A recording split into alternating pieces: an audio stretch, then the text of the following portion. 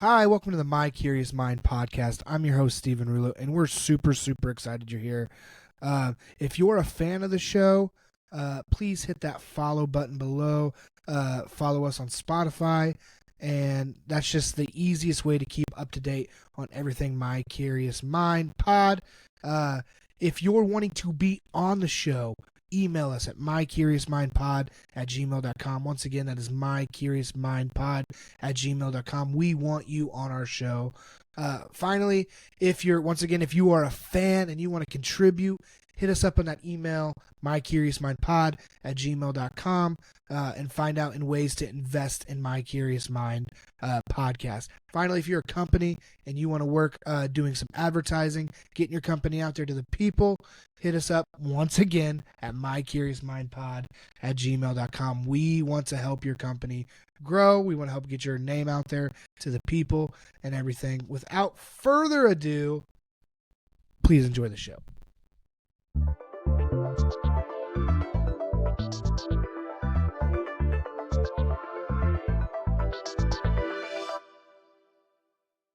What's going on, bro? What's up, man? Long time coming. I know, man. This has been a long overdue get together. But you've been traveling the world, man. Hey, I know, but I've been trying to get on your podcast since I seen you first started. So I was trying to get on it when you had the, I think it was Set Me Free podcast a little bit. I wanted to be on that as well, but hey, better late than never. Yeah, I agree. So, man, let's say we'll start here. We'll just start at the beginning. So, you went right from playing football directly into coaching football for college. What was it like being a young college football coach? It was definitely challenging, I would say, honestly. Just be honest about that. Because it's just like you're playing, you used to just kind of taking demands from coaches, learning to lead a team. You kind of having that bond with the players in the locker room. Now you get technically still the same age. Like, for example, I think I was 22 when I was playing, 21, and then I'm coaching at 23, 24. It was a little bit challenging because players are pretty much the same age as you. And you kind of have to be authoritative over it. And then some players, for the most part, which helped me out a lot, was really respectful. So it kind of made my life easier, as well as the coaching part of it, coaching them. But just like saying, like, handling like the outdoors, you have the outdoor, the outside, off the field stuff was kind of challenging because you have kids just dealing with things outside, that they're going through personally. And then, too, just for example, I had a kid that was, at the time, he was having a kid, and he's asking me advice, and it's like, how can I give you advice about being a father? And I don't really have my life figured out right now, so it was a little bit challenging, but I mean, I was able to and be able to kind of use some wisdom I have to be able to at least help them out, at least guide them and lead them to become better men from my time there. Yeah. Did you ever have to run into the issue of like kids not respecting you because of your age, since you guys were the same age? I would say it's more of the younger kids. So it was like, I would say like around classes, sophomore and above, they respect me a lot more. They do. But I think the freshmen is a little bit more difficult because they see that you're young. And things to like mess with you. Like, I think one day a kid gonna bump into like shoulder first, like that hardly fit. And I just looked at him. I'm like, what is wrong with you? He just started laughing. I'm like, now come here, talk to him. Dude, for example,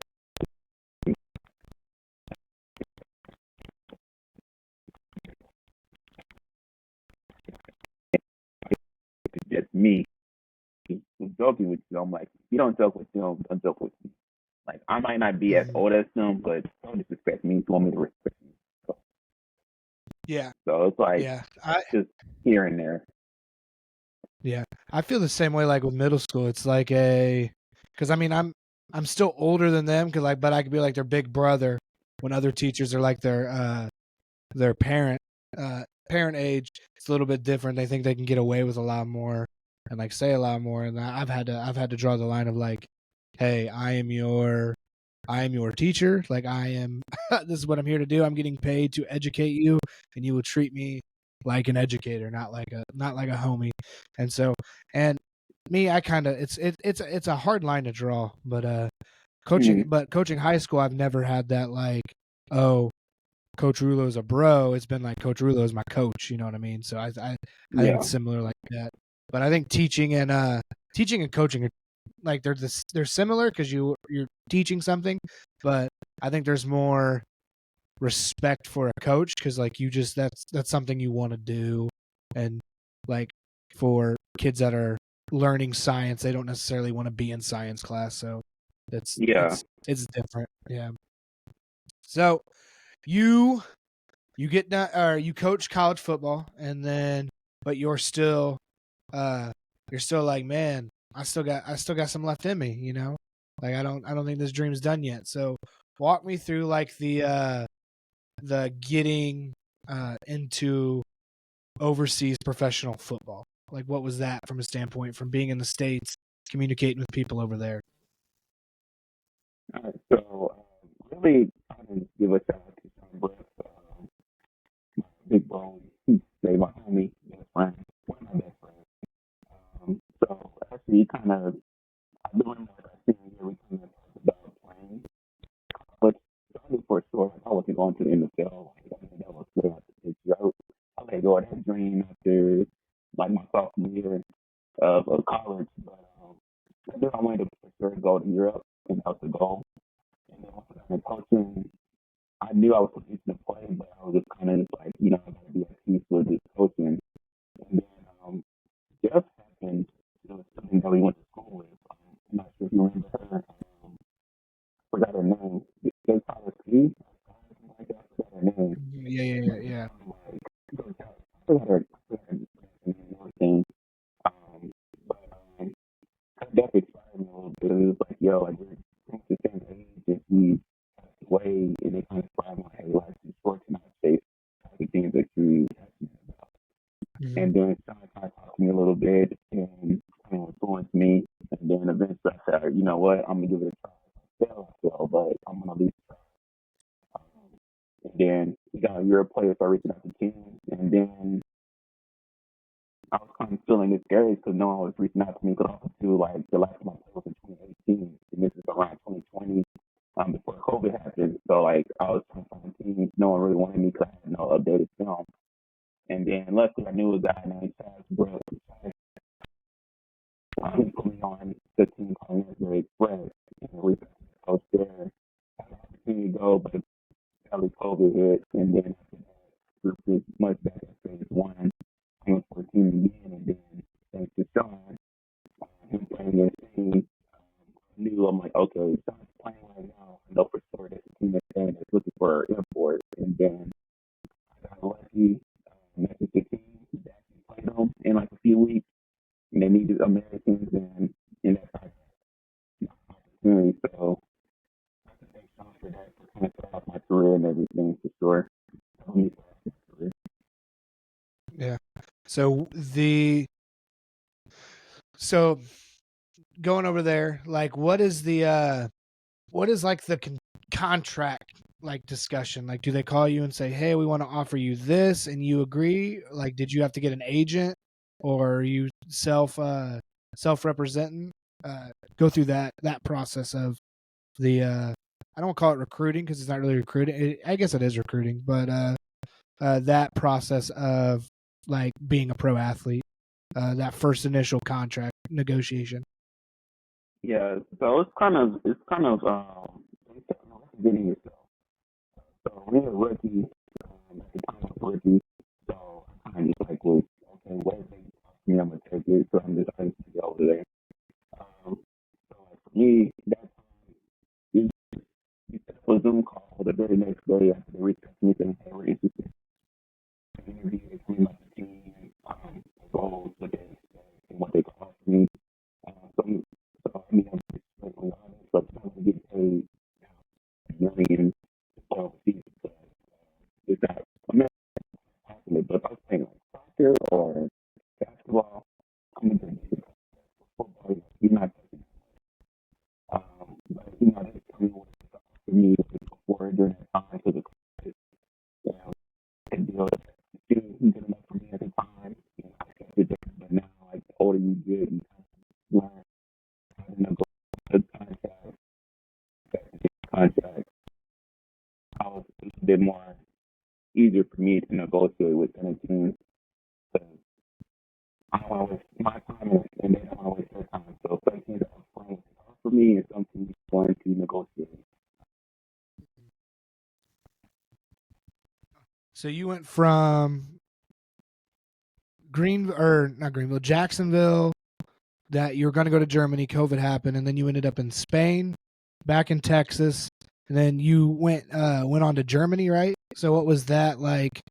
Is it kind of like you search the market of each country and see which one's more profitable, or is it just kind of waiting on a call for someone who's offering the next best deal sort of thing? Yeah. After I went home to Texas for a little bit, and then I got an opportunity to go to France. So at this time, as I was in a relationship with somebody that was from France, and it seemed to be the fit for me to go there. I, unfortunately, things didn't work out today the way it was with the teams, and then I asked them to go to Poland, starting to go there was one for sure. And then after Poland, I go to Germany, and that's where I knew I wanted to go. That was like definitely my way to go to play in Germany. So I had to take advantage of that. And then too, the team that me at the time, they just got off of, I think they were like an I think they were like 9-1 team. So they had the opportunity to win the championship, but they lost again. So they kind of chances. So I knew if they have a lot of players returning, if I come that year is really a good opportunity for me to win the championship. So I had to take advantage of that. So that was kind of like my thought process with that, and just be able to compete. Yeah. So so one of those I forgot which country you're in when it happened, but you got injured. Is there like a insurance policy where they're like, hey, we know this is I think maybe not the roughest, but one of the top 3 roughest sports ever. Like we know that injuries are going to happen. Kind of walk me through the process of getting injured and then having to basically do your rehab in a whole nother country.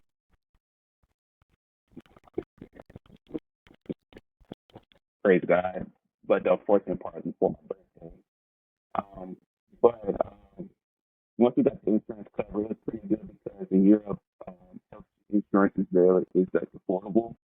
Um, so I think Thursday I can only have to pay a total of like maybe $300 total for the whole surgery on my leg and everything. But the rehab part was very interesting because a lot of people in France strictly speak French.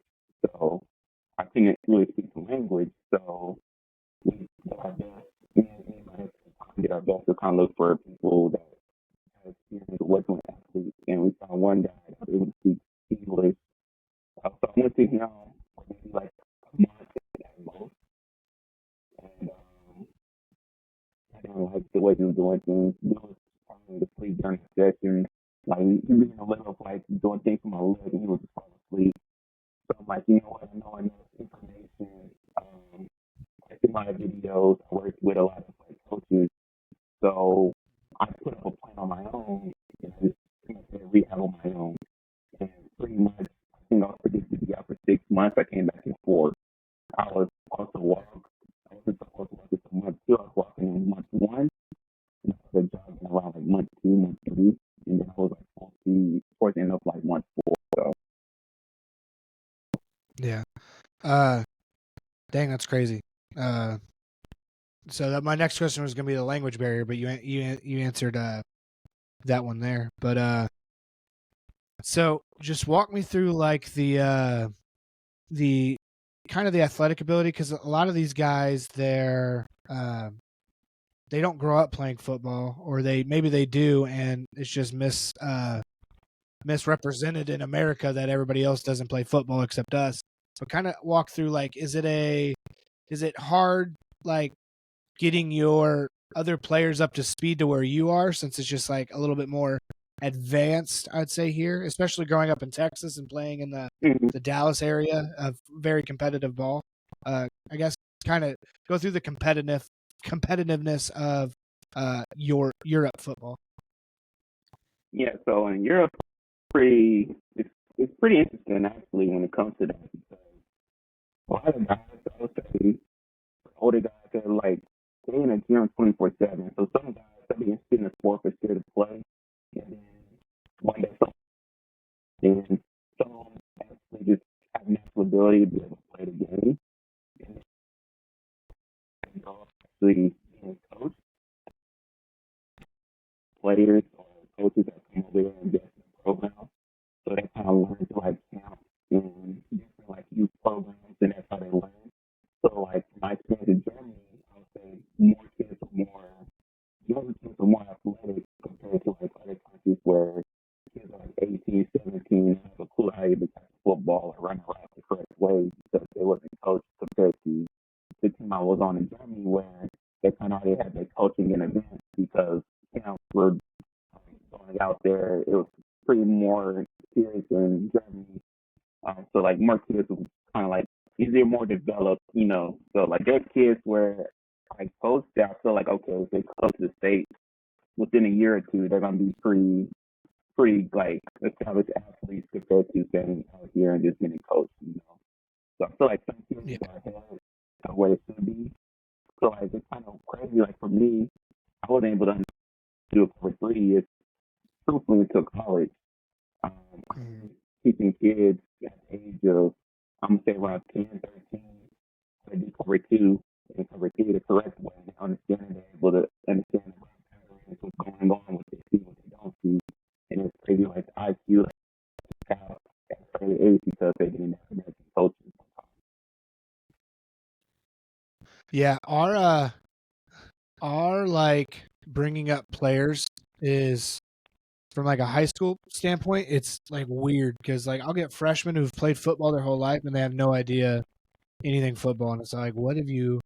But it's a lot here. It's especially at the younger age. It's like we have a fast kid, you don't like, and like in other places, it's like, oh, they're actually coaching them. Like, hey, here's how you run cover two. Here's how you run cover three.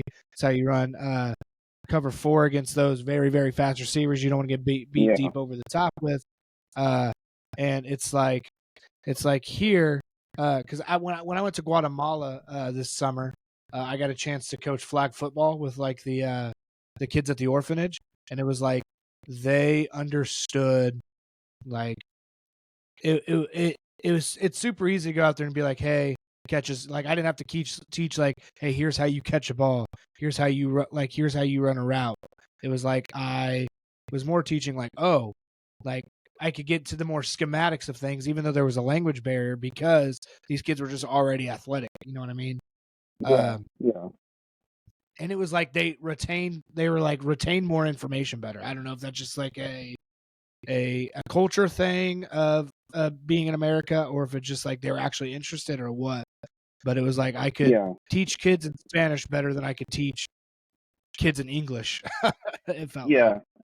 I would say a testament to that is it's crazy because like how you mentioned like how like in America sometimes we just get told like if you're the fastest, just go out there and run the fade route. We'll throw the ball up to you, score a touchdown.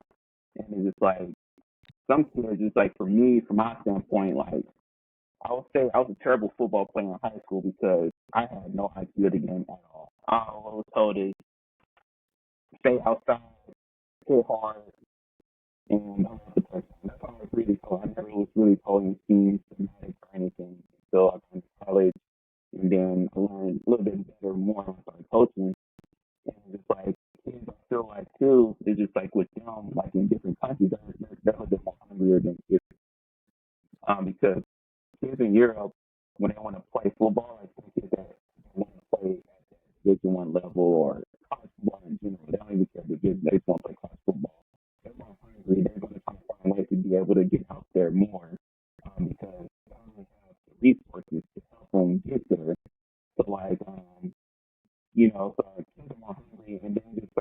few coaches I hear played, so that's one I played against. Which is crazy. I actually played against the Bama commit 2 years ago, and I'm on his highlight film. I ain't gonna show nobody, but I'm for sure on his highlight film for sure. Um, Remember the kickoff return, all you see is me just, but it ain't too bad. But you see me, um, but there's a program where he went to where they are currently training kids, that want to play at the college football level.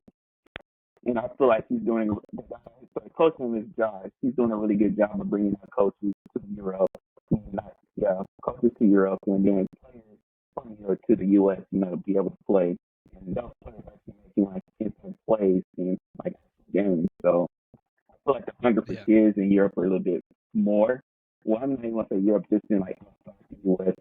They're more hungry and they want to be able to play at the next level.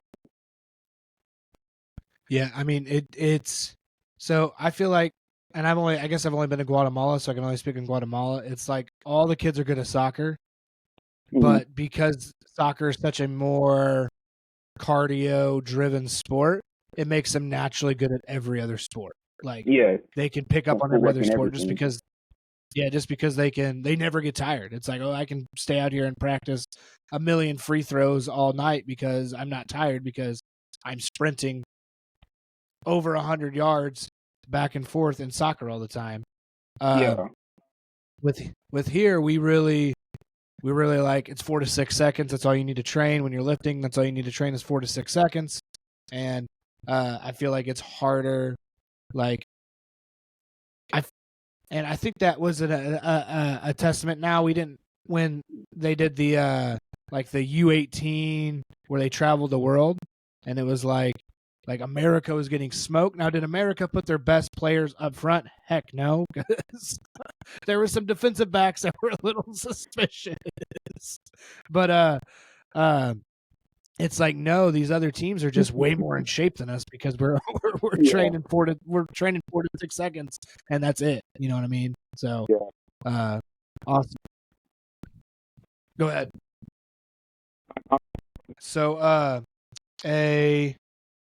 a thing that I think like people would be like, well, if you want your team, let's say the team you're on in Germany, if you want your team in Germany to be better, why don't you just pay more Americans to come be on the team? What's like the American people from America coming to Europe like for these organizations? Like, is there a limit of how many players they can have from the States, or is it just like if you have enough money, is there like a cap that, hey, this is how much we can pay players, so it's kind of a affordability thing? Because I think we hear a lot about cap space and the NFL and stuff like that.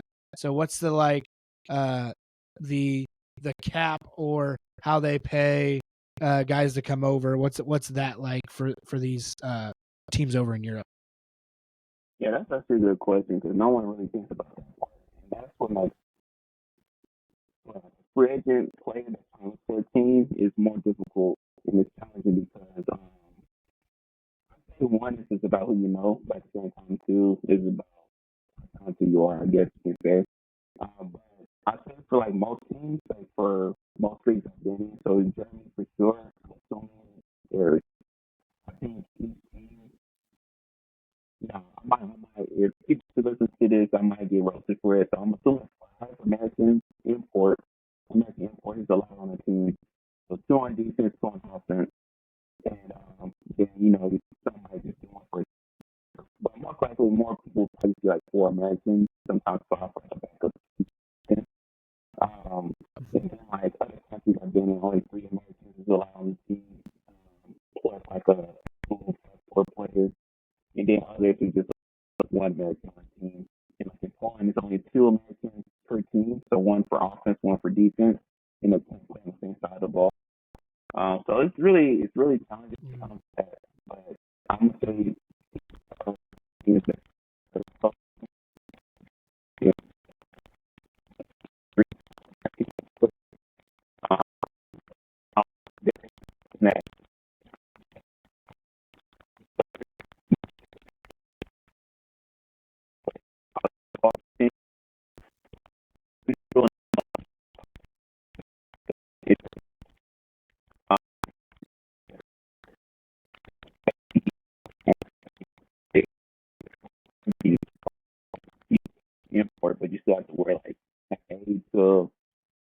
jersey to kind of say you are American, but some teams are doing that now, so that you can go into the Army base, getting players that play high school football experience, and they just get them on the team. So like, you have guys that are like 18 years old out there playing from like 34, sometimes 40 playing because they just want to play the game. And the thing is, in my opinion, some of them are pretty talented. Others, they just love the game. Yeah. Yeah. So I mean, we call usually during your season at least once to talk about like, because it's right in the middle of my semi-pro season, and we just we get our frustrations all out there at the same time.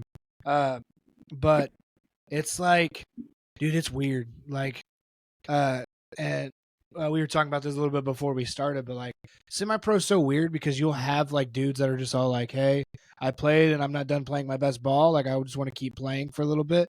But then you'll have dudes who are like 18, 19, same thing. But then you'll have these like little mixture of like 25 to almost 40-year-olds like still chasing this dream. And it's like they really think they're going to the league. Now you can get paid like arena and stuff like that. But even like then it's like, dude, just go be an accountant, bro. Like, No, just for go work real, at for your real county. though. No, for real. Like honestly, even like out here, it's the same way. Like it's crazy because like you play against players that like they could barely walk, and they're out here trying to suit up. I'm like, yo, like go raise your family, man. Like what are you doing? Like I think my first year in Germany, we had like a 45-year-old man. Dude was hilarious. Dude was talk the most trash out of everybody on the field, but wasn't doing anything. And like, say for example, you get him on a play, he like, oh, he said, you got me there, but you too slow on this one right here. Like, so it's hilarious, but it's just like, dude, like, you got gray hair, you're limping right now. Like, hang it up, bro. Yeah. Yeah, I always go back every year, just kind of like, oh, how's my body feeling? Can I compete? Last year, I barely took care of my body and competed at a high level. I was like, man, maybe this is just how LeBron feels. It's like just getting old, and but no, dude, I wait. But then I go into it, and I'm like, okay, like I have to go to work tomorrow. So if there's a play where I tweak something, like I'm not overdoing it because I have to go to work tomorrow. Like this is I paid $300 to do this. Like I'm gonna come out of here Yeah, alive. Like they're not paying me no, with no insurance.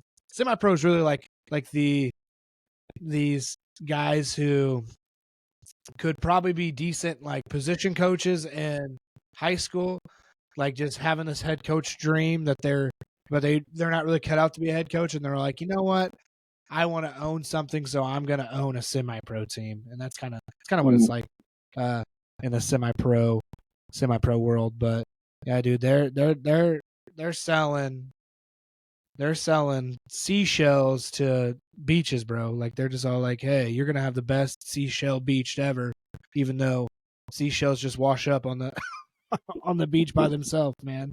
Like they're it's interesting. You'll have these car salesmen of semi-pro coaches offering better, and it's like, bro, you ain't paying them. Like, go to the team closest to you, man. Like, this is a YMCA. This is a YMCA rec team. Like, it ain't that deep.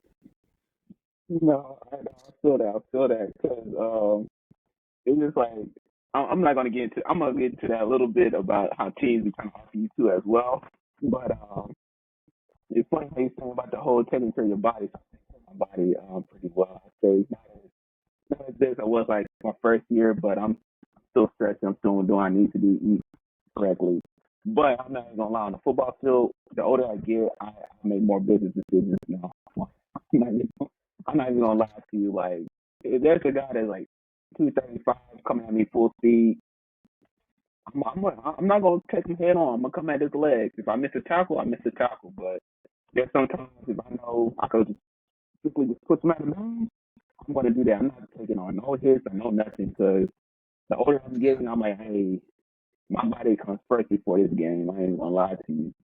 But funny too, like talking about the C-Sales thing, is like some teams out here like they have money, but they're like, ah, let's see how cheap we can get this guy. And they're like, well, we can use this and you got coaching, but we're not going to pay you. And you're just like really, like what type of coaching like experience do you actually have to get the line coaching? Like, come on, Yeah. it's funny. Yeah. So you're currently a free agent, currently shopping the market. Yeah. Yeah. Is there a is there another, so you've played in Spain, Poland, France, Germany. Is there another country over there that you're like, I'd really like to go play there? I'd say one is Austria, and I think I want to kind of want to go back to France just to compete again, but at a higher level because the level I was in at France, I feel like they're higher, but I just didn't get the opportunity. I feel like Yeah. I ruined it, truthfully, just because of just how things were. Um, like my first few years, I came into this game with that Kobe mindset, like y'all ain't trying to get better, ain't trying to be better, like y'all wasting my, that clip when he's like, y'all ain't doing it for me. So I kind of had Yeah. that Kobe Yeah. mentality. Yeah, so I was like, really aggressive towards everybody. I came in trying to win. And then too, when you seen like in my first year, I seen Sean almost win the championship, and then I seen like people that I seen win the championship. They kind of got me motivated. I'm like, yo, I'm here to have fun, I'm to win. But like the more I got into it, I kind of realized the culture, what to expect. Kind of like, okay, I don't want to win, but I think I the game. Not as aggressive, but still like be a good teammate, but still kind of bring my mentality. It's when Yeah. but now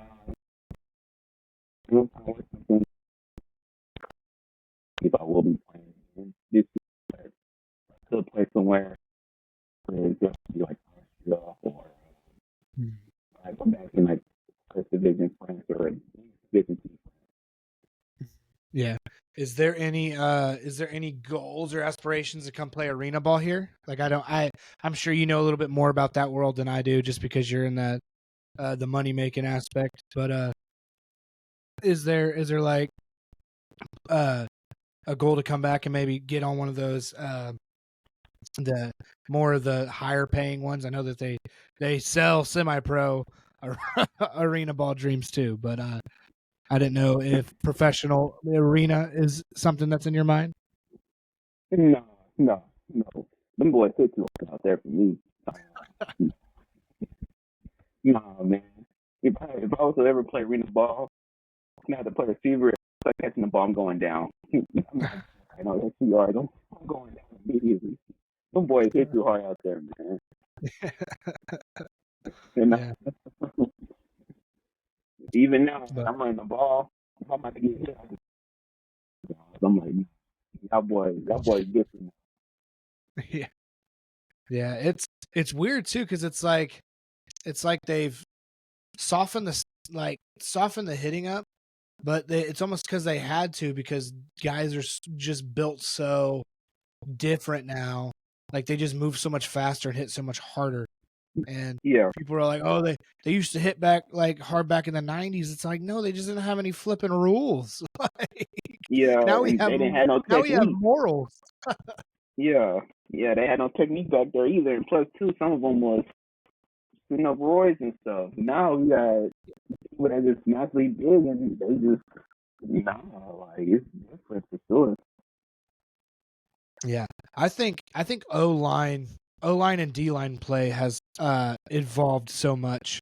Like you just have dudes that are 200, for instance, like Myles Garrett. That dude is 300 pounds with 5% body fat, and the way that he can flip and move is like, what the Yeah, heck? Like these D linemen back in the day were not doing that. I don't care what name they throw at me. Like those boys were not running 4.5 40s at 295 pounds with 5% body fat. Like no, I that agree. is a god. That is no longer a man. That is a being sent from heaven to play on earth. No, for real, man. Because like it's crazy. Like I remember watching the combine. You know, the lineman run like I think he ran like 4.6 or 4.7. I'm like, man, did you see the lineman out now? I'm like, oh, lineman dunking. I'm like, there's no way like that dude could even struggle just to touch the net. So it's just like, yeah, I don't know what it is. I don't know if it's people that just what they put in the water or what. Like, it's crazy. Yeah, quarterbacks looking like linebackers now. I know, dude, and yeah, dude, it's insane. Like flipping Josh Allen. That dude is almost 250 pounds, and like his running is different than Lamar Jackson running. Lamar Jackson will just make you look goofy just because he's so like side to side, and his front like his getaway speed is amazing. But like Josh Allen has no intentions of outrunning you. He's going to run through you. No, it's like Derrick Henry, but he can throw. You know what's crazy? Coach Josh Allen. What'd you say? Coach Willis actually had the opportunity to recruit Josh Allen to go to Greenville. Oh, wow! What if he really would have went to Greenville? Like that's a crazy, like what a scenario. Like would he be as good as he was? Would we be a powerhouse team by now? Like what is the would Josh Allen just be a talent right now? Like there's a lot of scenarios. What if like if he would actually went to Greenville? But it's cool to see Josh Allen ball out there now. But think him and Nick would have been on the same team. Yeah, that is insane. And I think I would have played with him. I think I would have played one season with him too. Yeah, that's crazy. That is insane. So, and I'm gonna let you know I use this as a flex all the time. So, you had the opportunity to play one of the greatest quarterbacks we've ever seen play on the face of the earth today, Patrick Mahomes. What was that? What was that experience like? Was it as hyped back then as it would be now, or was it just another game? Like we know he's a good player. Like, did you ever think that he would be at the level that I know he gets a lot of hate right now because the referees win the game, but for them. But was it like when you're all like, oh man, I'm about to go play against? It was like I'm about to go play against somebody that's really really good at football, or is it like I'm literally playing against maybe one of the greatest quarterback to ever play in the NFL? No, so it's actually funny. Like beginning of my overseas career, I was like my biggest flex too. Like people be like, "Oh yeah, hey, watch out for this quarterback, this and that." I'm like, man, don't worry about him. I play against him home. So it's funny, like in high school, so my TV was like, okay, I think he was committed to Texas at the time, or he was still like, he was like committed. I think he didn't. Yeah, I think he was officially committed to like towards the end of the season, but so he did commit. He was committed to Tech mid like senior year, or like I think before the season started. But he was more worried about the team in general because he had a squad. Like he had actually one of his receivers. Actually, no, never mind. So some of his receivers actually had an opportunity to go pro as well. One ended up playing overseas in Germany. Other ones were just pretty good. Again, he had a running back that could have been Division One if he would have just stayed, focused instead of smoking weed. And then there's a safety for that team as well that actually ended up going to A&M, but he ended up getting injuries. And then there's a cornerback that they had. He's actually playing in the NFL. He kind of just jumps around from team to team. He's in the NFL, and I think he also plays in the USFL as well. So he actually won a championship years back. So like their team was loaded. But Mahomes is just like he was a good player, but like, some of the things he did in that game is that you see now. For example, we almost had him like wrapped up for a sack, and he just put the ball in his left hand. This touchdown on that game. I think we had 500 yards.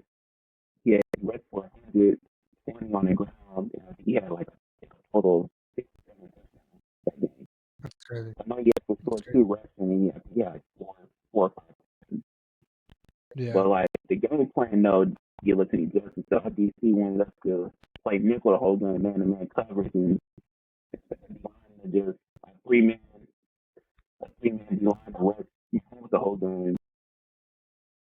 Goals like a still general where he was just would just come out the pocket, extend the play, and just play deep. And that was like his best Yeah. ball. He's like sneaky fast too. Yeah. Yes. So it's just like we pretty much gave him a highlight game because we just pretty much didn't rush him, didn't fit a blitz or anything, just deep. And he pushed us. But Yeah. Almost had a sack on him though. But yeah, I tell people you're on. He's on your highlight tape. Yeah, I almost had a sack. But now did he complete the pass? We ain't gonna talk about it, but we cut the film off before that happened. Yeah, no, I made sure I cut the film off, but no, he completed that pass for sure for a huge first down. But I hit him. Yeah. Now, he probably flopped too, but listen, I'm right there. He's on the ground. It looked like I won, so he's always stay with that for the rest of my life. Yeah. I had an opportunity to play against three guys that are, well, the one didn't end up making it to the league, but people will know him because he was like the number one receiver in the nation. So when I was going through like junior football, I got to play against Jeff Thomas from East St. Louis. And dude, that dude's always just been fast. It's like, it's not even fair. Like, he literally was yeah, dude. Like it was, he just direct snap, gone. Like there was no catching him. Luckily, it was in one of those like what's it, like a jamboree, so I only had to play against him for like 20 minutes or whatever. But yeah, he was good. And then in middle school, I remember it vividly, but I think I played against him in because he's from Edwardsville, but I don't know if he played junior football or not. But AJ Epineza, he was on that my first game playing quarterback, he was the middle linebacker. And dude, like he was just, there was nothing I could do. They had handed off the ball. It was AJ Epineza. Like that's enough said. He won the game for him. And then Sam Laporta, like he was a freshman when I was a senior, and that was like the only receiver that's ever made me look absolutely stupid. They had this little quad set, and he would be the inside guy, and they're all like, "Oh, Rulo can guard him. Like he's a freshman. That dude's different than a freshman." Like it was insane. But yeah, dude, just it's crazy to see what kind of players people end up being. Especially because like Sam Laporta, I never thought he would be one of the best tight ends to play in the game right now, and he's doing his thing. So, can you still hear me?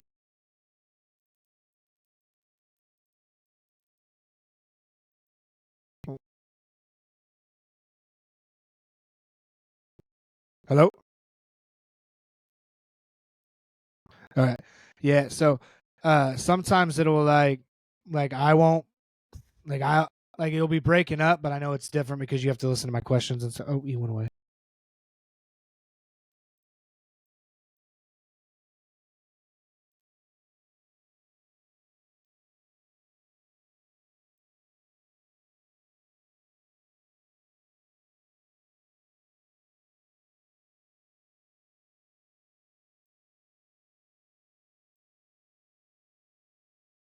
All right, yeah. You there? All right, you're good, man. You're good, man. I was talking about playing against Sam Laporta and AJ Epineza. But we'll jump to the next thing, and I'll edit all that stuff out. So to finish up here today, because I've already had you accidentally for almost 3 hours now, trying to deal with the camera stuff. What is life after playing football look like for you? I know you have a a degree. I forgot what you got it in, but I know you have one.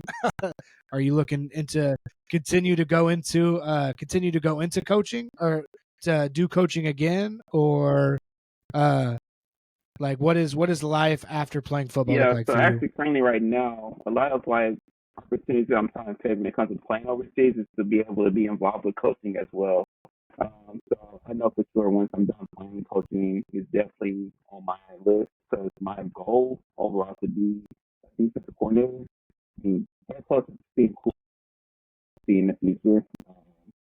And that's kind of like working towards that right now. So I've been coaching my flag team I coach them currently in Germany. That I actually have one this year where I coach a little league team, and we played three like just RPOs the whole time, and won championship that way. And kind of where I'm at right now is definitely more into coaching. I'm not you're not gonna play football forever, so definitely that's my goal for sure. And then maybe on the side, some basketball pitch. Yeah. Yeah. I mean, you always know you can come up here, move to St. Louis, and I'll get you a Yeah, coaching job. well, I know, man. I know that's if in the States or if I'm gonna start doing it in Europe. Because in the States it's possible Yeah. and it's more competitive and you pay more. But in Europe you do it because they want to help Hmm. players that don't really have that coaching to kind of Yeah. get them out of coaching and progress and become a better player and a better version of themselves. So it's both pros and cons of both, but just trusting in God and hopefully he'll lead me in the right way. Yeah, man. So, transition a little bit away from football. You have some of the most unique takes of playlists, whatever you want to call them, of music. So I know music means a lot to you, even though you're not a performer anymore. You don't want to talk about that but now. but just kind of describe your. No, I won't expose you. But let's talk about your kind of your love for music, because I know you like music a lot, and music means a lot to So you. my love for music is big for me and my kind of crazy just because it's like where it's like a person will look angry and be like but like the music I'm really listening to is like a Taylor Swift song or something like that. And then I feel like I'm like I didn't realize like I listen to a lot of sad songs until I but it's listening. I'm like, wow, this is really like sad song. I didn't realize it because just the vibe to it is just nice. Um, but for me, I think my music taste is also just because obviously just just friendly to friendly to just one genre. I listen to multiple genres from rap, R&B, to alternator, indie rock, all types of genres. So it's funny that sometimes talk to me. I feel like your music taste represents the woman that you date. I don't know. I don't know. So, Yeah. Yeah. Well, you taught me at Greenville, because I had to listen to certain music in high school so that like people wouldn't make fun of me, and like hanging out with you, like completely I was all like, oh my gosh, like I can listen to sad music and like it's okay. Like that that was something that like that I think, and it made our friendship become better, because we're all like, hey, you're all like, you want to go to this concert with me? And I'm like, I've never heard of them, but I'm sure it's good. yeah, So we would do yeah. stuff like that. Uh, No, yeah. When it comes to that, like I said, I just stop caring what people think too. Um, 'cause even like I just have people like students to judge me because like, oh, you're a Taylor Swift fan. I'm like, heck yeah, I'm a big Swift fan. Like, I'm not obsessed with her, but I love Taylor Swift. I feel like me expressing like my music style too, especially to other people too. Like, hey, it's okay. Like, you don't have to just listen to straight India young boy all the time. You can listen to Beyonce. You can listen to Taylor Swift. You can listen to think of Sabrina Carpenter. You know, you can listen to them and still be. So that's what I have to do with my music taste, kind of spread as well.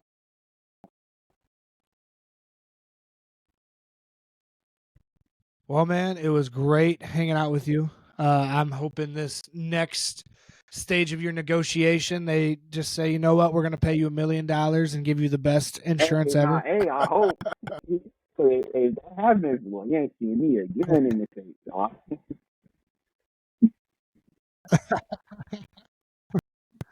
but yeah, But man, thank you for hopping on the show, yeah, man. man. I I appreciate appreciate it. this, man. I appreciate the conversation we had and everything, man. It's been fun. Heck yeah, man. All right. Thank you everybody for